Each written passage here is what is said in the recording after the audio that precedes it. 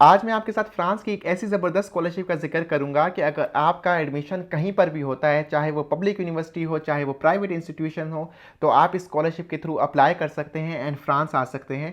ये एक बहुत इंपॉर्टेंट स्कॉलरशिप है उन लोगों के लिए जो कि इस तरह की अपॉर्चुनिटीज़ देख रहे थे, क्योंकि मैं आपको बताता चलूँ कि फ्रांस की बहुत सी स्कॉलरशिप जो होती हैं वो यूनिवर्सिटी स्पेसिफिक होती हैं। तो अगर आपका एक यूनिवर्सिटी में एडमिशन होता है तो आप उसी यूनिवर्सिटी में फिर आते हो, लेकिन ये जो स्कॉलरशिप मैं आपको बता रहा हूँ, ये आपका कहीं पर भी एडमिशन हो जाए पूरे फ्रांस के अंदर, किसी भी पब्लिक यूनिवर्सिटी में या किसी भी प्राइवेट इंस्टीट्यूशन में, तो आप इस स्कॉलरशिप के लिए अप्लाई कर सकते हैं। और इस स्कॉलरशिप की अमाउंट भी बहुत अच्छी है। तो अगर आप को मैं बताता चलूँ, अगर आप मास्टर्स के लिए आते हैं तो आपको महीने के अराउंड 1200 यूरोज़ मिला करेंगे, और अगर आप पीएचडी के लिए आते हैं तो आपको महीने के अराउंड 1800 यूरोज़ मिला करेंगे, जो कि एक बहुत ज़्यादा अमाउंट है अगर जनरली किसी भी स्कॉलरशिप को देखा जाए।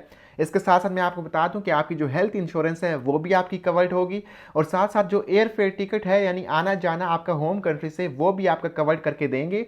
इवन कि आपकी जो लोकल ट्रांसपोर्ट है, लेट्स से अगर आप एयरपोर्ट आते हैं और आपकी यूनिवर्सिटी दूर है, आपकी सिटी दूर है, तो आपको वो जो लोकल ट्रांसपोर्ट है उसके भी ये आपको अमाउंट दे रहे होंगे। तो बहुत ही ज़बरदस्त स्कॉलरशिप है उन लोगों के लिए जो कि फुली फंडेड किस्म की स्कॉलरशिप देखना चाह रहे हैं, क्योंकि ये आपके लिए काफ़ी हेल्पफुल होगी और काफ़ी ज़बरदस्त आपके लिए ये जो है अपॉर्चुनिटी है। तो अगर आप इंटरेस्टेड हैं इस वीडियो को देखते रहें, मैं आपके साथ शेयर करूंगा डिटेल से कि भाई इसका टाइमलाइन क्या है, कब आपने अप्लाई करना है। एडमिशन्स ऑलरेडी ओपन हो चुके हैं, स्कॉलरशिप भी ऑलरेडी ओपन है, और साथ में आपको बताऊंगा कि एलिजिबिलिटी क्राइटेरिया क्या है, आपको डॉक्यूमेंट कौन से चाहिए, और आपने अपने चांसेस किस तरह इंक्रीज़ करने हैं स्कॉलरशिप को हासिल करने के लिए। तो ये वीडियो डिटेल से देखें, आपके लिए मैं बना रहा हूँ ताकि आपके लिए जो जर्नी है वो आसान हो सके, और आपके अगर रिसोर्सेज कम है तो आप जो है ईजिली आसानी से फ्रांस आ सकें। सो चलें बात करते हैं अब स्कॉलरशिप के बारे में। तो जिस स्कॉलरशिप का मैं आपके साथ जिक्र कर रहा हूँ ये है Eiffel excellence scholarship. I remember मैंने इसके ऊपर एक वीडियो ऑलरेडी बना चुका हूँ काफ़ी अर्से पहले, जब ये स्कॉलरशिप ओपन नहीं थी, लेकिन उसमें बहुत से लोगों को कुछ कन्फ्यूजन्स थी, क्योंकि उसमें जनरली मैंने ओवरव्यू दिया हुआ था। लोगों को पता नहीं था कि किस तरह अप्लाई करना है, किस तरह अपने चांसेस को इंक्रीज़ करना है, और आपका क्या क्या डॉक्यूमेंट्स इसके अंदर चाहिए होंगे। सो आज मैं आपके साथ डिटेल से वो सारी चीज़ें शेयर कर रहा हूँ, ताकि आपकी अगर इवन वो वीडियो देखी भी हुई है तो इस वीडियो में आपको कुछ ना कुछ आपको नया मिल रहा हो। तो चलिए अगर सबसे पहले बात करें कि भाई आपको कितनी एग्जैक्ट अमाउंट मिल रही होगी और क्या क्या अदर आपको जो है बेनिफिट स्कॉलरशिप के थ्रू मिल रहे होंगे, तो मैं अगर आपके साथ स्क्रीन शेयर करूं, तो सबसे पहले अगर आपका एडमिशन होता है मास्टर लेवल पे तो आपको 1181 यूरोज़ मिला करेंगे मंथली बेसिस पे, जो कि बहुत ही एक अच्छी अमाउंट है। दूसरी, अगर आपका डॉक्टरल लेवल पे पीएचडी लेवल पे एडमिशन होता है तो वो आपको 1700 में मिल रहे होंगे। अगर मैं आपको एक इंपॉर्टेंट बात बताऊं, अगर आपका मास्टर लेवल पे एडमिशन होता है, चाहे वो M1 हो चाहे M2 हो, तो दोनों पे आपकी ये अमाउंट मिल रही होगी, आपका वो दोनों कवर्ड होगा। तो ऐसा सच आपको मसला नहीं होना चाहिए। इसके अलावा आपकी इंटरनेशनल रिटर्न टिकट्स होंगी, आपकी ट्रांसपोर्ट कवर्ड होगी, सोशल प्रोटेक्शन होगी, हेल्थ इंश्योरेंस आपको मिल रही होगी, और कल्चर एक्टिविटीज़ इस तरह की ऑर्गेनाइज कर रहे होते हैं ये काफ़ी इवेंट्स, तो उसके लिए आपको लेके जा रहे होंगे, वो सारा कुछ फुली कवर्ड होगा। एक चीज़ इंपॉर्टेंट एलिमेंट है, इस स्कॉलरशिप के थ्रू आपकी ट्यूशन फ़ी कवर्ड नहीं है। ट्यूशन फ़ी आपको खुद पे करनी होगी, तो इसलिए आपको बहुत इंपॉर्टेंट है, बहुत ज़रूरी है कि आप ऐसी यूनिवर्सिटीज़ में देखें जहाँ पे आपके जो फ़ी है वो कम हो। फॉर एग्जांपल मैंने आपके साथ काफ़ी यूनिवर्सिटी शेयर की हैं जिनकी पब्लिक की जो फ़ी है वो या तो 250 यूरो है, 250 यूरोज़, या अराउंड 3770, ठीक है, 3700 यूरो, लाइक अराउंड 4000 यूरोज़।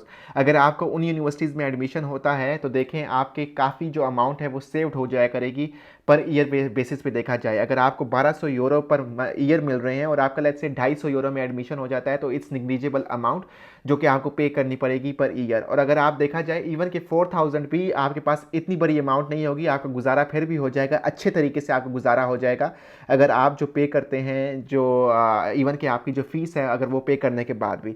सो इसमें आपको घबराने की ज़रूरत नहीं है। हाँ, अगर आपका प्राइवेट में एडमिशन होता है जिसकी फ़ीस है तकरीबन 7000 8000, तो आपको जो है थोड़ा से पैसे बच तो रहे होंगे, लेकिन फिर भी आपको कुछ ना कुछ साइड हसल करनी पड़ेगी अपने आप को सपोर्ट करने के लिए। लेकिन अगर आपकी प्राइवेट की फ़ीस जो है वो 15 से 20 हज़ार यूरो है, तो इस जो आपकी जो स्कॉलरशिप मिलेगी इसमें सिर्फ आपकी ट्यूशन फ़ी कवर होगी, लिविंग कॉस्ट फिर आपको जो है खुद से कुछ ना कुछ करना पड़ेगा, अदरवाइज़ फिर आप कुछ भी नहीं कर पाएंगे। सो ये तो थे कि भाई आपने जो है आपको क्या क्या बेनिफिट्स मिल रहे होंगे। इसके बाद अगर मैं आपके साथ एलिजिबिलिटी का शेयर करूं कि भाई क्या क्या एलिजिबिलिटी है, तो फर्स्ट ऑफ ऑल आपको जो है पहली दफ़ा आप इस आईफल एक्सीलेंस स्कॉलरशिप के लिए अप्लाई कर रहे होंगे तो आपकी जो पहली इनटेक है वही होनी चाहिए। अगर आप दोबारा रिपीट कर रहे हैं या दोबारा अप्लाई कर रहे हैं, अनफॉर्चुनेटली जो है फिर आप इस स्कॉलरशिप के लिए एलिजिबल नहीं है। फर्स्ट ऑफ ऑल आपका जो पहला क्राइटेरिया है कि भाई आप पहली दफ़ा ही इस स्कॉलरशिप के लिए अप्लाई कर रहे हैं, और दूसरा क्राइटेरिया ये है कि आप एक ही यूनिवर्सिटी के थ्रू रिक्वेस्ट कर रहे हैं। सो फॉर एग्जांपल किसी यूनिवर्सिटी में आपका एडमिशन होता है तो उसी यूनिवर्सिटी के थ्रू आप कर रहे हैं, लेकिन अगर लेट्स से अगर आपका मल्टीपल यूनिवर्सिटीज़ में एडमिशन होता है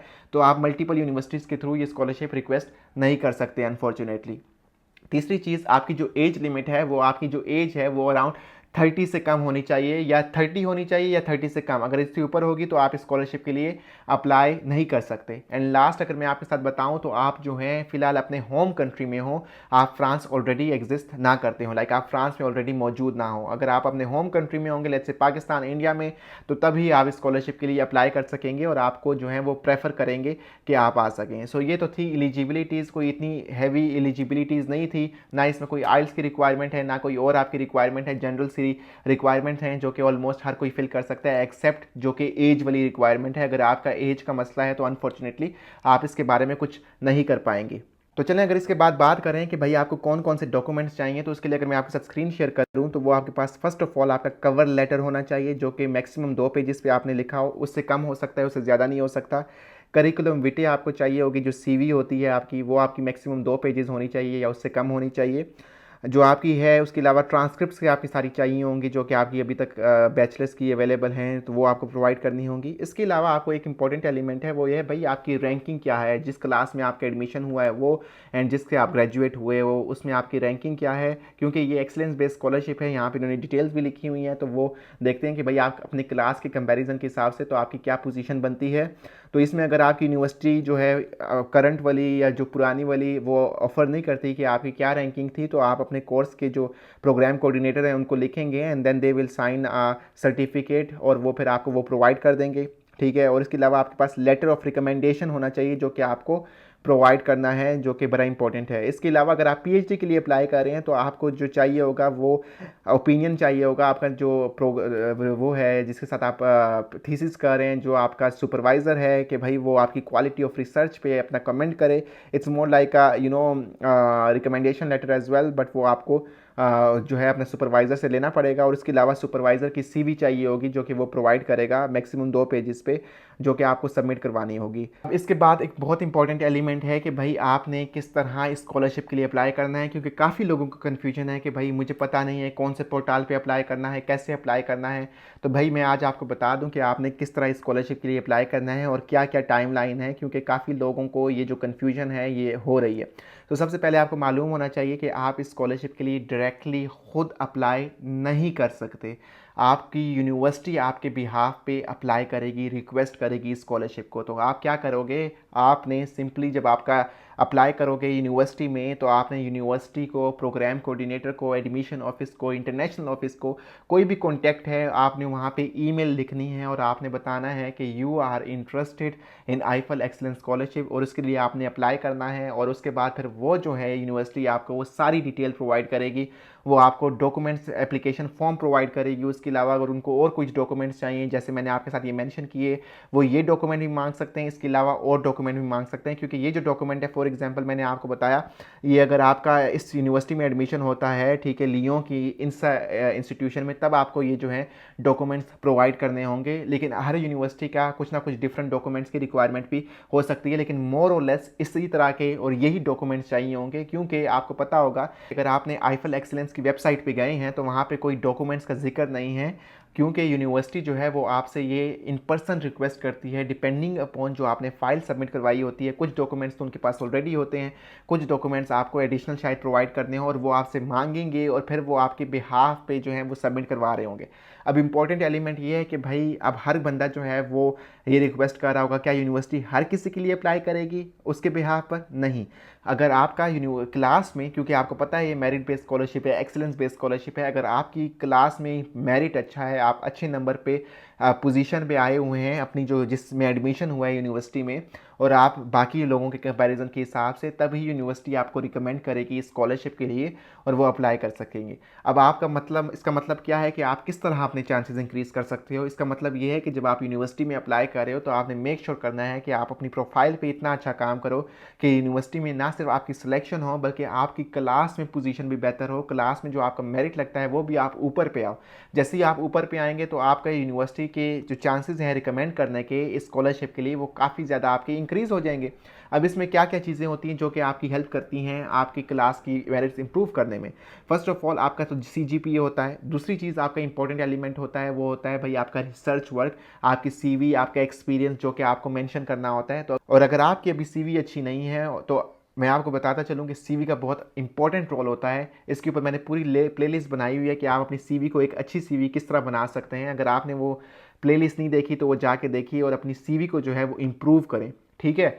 तो आप CV पे काम कर सकते हैं। तीसरी चीज़ मैं आपको रिकमेंड करूंगा कि अगर आपने आइल्स नहीं दिया हुआ और आपकी इंग्लिश अच्छी है, स्कॉलरशिप हासिल करने के लिए आइल्स बहुत अच्छा किरदार अदा करती है। अगर आपको पता है कि आपके जो बैंड्स हैं वो तकरीबन 7 आ सकते हैं तो I will highly recommend you कि भाई आप अपना आइल्स का टेस्ट लें, क्योंकि वो जो है आपके चांसेस काफ़ी इंक्रीज़ करेगा। इसके अलावा जो है ऑब्वियसली आप जो बाकी चीज़ें हैं जैसे एक्सपीरियंसेस वो तो आपकी CV वगैरह में आ गई। मोटिवेशन लेटर होता है, उस पर आप अच्छा काम कर सकते हैं, अपना एक्सपीरियंस अच्छा शो करवा सकते हैं, अपना इंटरेस्ट शो करवा सकते हैं कि भाई you are really interested in education, और इस तरह की मल्टीपल चीज़ें आप उसको ऐड करेंगे जैसे ही, तो वो ना सिर्फ आपकी एडमिशन में हेल्प करेगा, ना कि सिर्फ आपकी एडमिशन के चांसेस इंक्रीज़ करेगा, बल्कि आपकी हेल्प करेगा कि वो यूनिवर्सिटी आपको रिकमेंड भी करे इस स्कॉलरशिप के लिए। सो आई होप कि आपको ये चीज़ समझ आ गई है। और मैं एक चीज़ और इम्पोर्टेंट बता दूँ टाइम लाइन की, स्कॉलरशिप की क्या टाइम लाइन है। इस स्कॉलरशिप का ऑलरेडी जो डेट्स हैं वो ओपन हो चुके हैं, ठीक है। लेकिन अगर आपने इस स्कॉलरशिप के लिए अप्लाई करना है और आप इंटरेस्टेड हैं तो आपने मेक श्योर करना है कि भाई आप जो है अपनी प्रोफाइल ऑलरेडी सबमिट करवाएं नवंबर से पहले, ठीक है। अक्टूबर नवंबर में आपने नवंबर में मेक श्योर करना है कि आप यूनिवर्सिटी को ईमेल लिख चुके हों और यूनिवर्सिटी आपको गाइड करे इस स्कॉलरशिप की अप्लाई करने के लिए, क्योंकि अगर आप नहीं करेंगे तो अनफॉर्चुनेटली फिर आप स्कॉलरशिप को हासिल नहीं कर पाएंगे। तो आपने मेक श्योर करना है कि आप अभी से ही एज सून एज पॉसिबल अपनी प्रोफाइल को सबमिट करवाएं और यूनिवर्सिटी को ईमेल कर दें, और यूनिवर्सिटी ताकि आपकी आगे फर्दर आपको बताए कि भाई आपने क्या प्रोसेस किस तरह करना है। सो आई होप कि ये चीज़ आपकी समझ आ गई। और मैं एक चीज़ और बता दूं कि इसका कोई स्टैंडर्डाइज टाइमलाइन इस तरह नहीं है कि मैं आपको एक एग्जैक्ट बता दूं। वैसे तो मैं बता दूं कि जनवरी में इसकी डेडलाइन है, ठीक है, आईफल एक्सलेंस स्कॉलरशिप की। लेकिन अगर आप यूनिवर्सिटी से रिक्वेस्ट करनी है तो वो नवंबर तक कर सकती है, क्योंकि अगर यूनिवर्सिटी रिक्वेस्ट बाद में करेगी तो वो जो प्रोसेस होता है इंटरव्यूज़ का और ये सारी चीज़ें वो टाइमली नहीं होगा, तो वो डेडलाइन वैसे ही पास कर जाएगी। तो इसका कोई एग्जैक्ट डेट नहीं है यूनिवर्सिटी की। तो वो आपने यही करना है कि आप जैसे ही डॉक्यूमेंट सबमिट करवाएंगे तो हर यूनिवर्सिटी की शायद टाइमलाइन थोड़ी सी डिफरेंट हो, 2-3 दिन का गैप आ रहा हो, 2-3 दिन का डिफरेंस आ रहा हो with respect to the actual timeline, तो वो उसका कोई मसला नहीं है। लेकिन मेक श्योर करना है कि आप नवंबर तक एटलीस्ट अपनी जो है वो इस स्कॉलरशिप को रिक्वेस्ट कर लें। और आप सिर्फ एक यूनिवर्सिटी ही के थ्रू अप्लाई कर सकते हैं इस स्कॉलरशिप के लिए। आपकी अगर मल्टीपल यूनिवर्सिटीज़ के थ्रू रिक्वेस्ट हुआ है अनफॉर्चुनेटली तो आप जो है वो नहीं कर सकते। सो आई होप कि आपका ये सारी कन्फ्यूजन जो है वो आईफल एक्सलेंस स्कॉलरशिप के थ्रू जो होती हैं वो क्लियर हो चुकी हैं, और आपको कोई इशू नहीं होगा इन फ्यूचर इस स्कॉलरशिप के लिए अप्लाई करने के लिए। और अगर आप इंटरेस्टेड हैं बाकी स्कॉलरशिप को बारे में जानने के लिए, और आप जैसे मैंने लास्ट टाइम शेयर किया हुआ था तो डिटेल से मैं आप शेयर करूंगा आपके साथ, अगर आप इंटरेस्टेड हैं उनके बारे में जानने के लिए और फ्रांस आना चाह रहे हैं तो भाई इस वीडियो को तो लाइक करें, इस चैनल के सब्सक्राइब करें ताकि आप इस चैनल के साथ एसोसिएटेड हों। और इंशाल्लाह मेरी मुलाकात होगी आपके साथ दोबारा किसी नई वीडियो में। तब तक अपना ख्याल रखिए, टेक केयर, अल्लाह हाफिज़ and have a good day.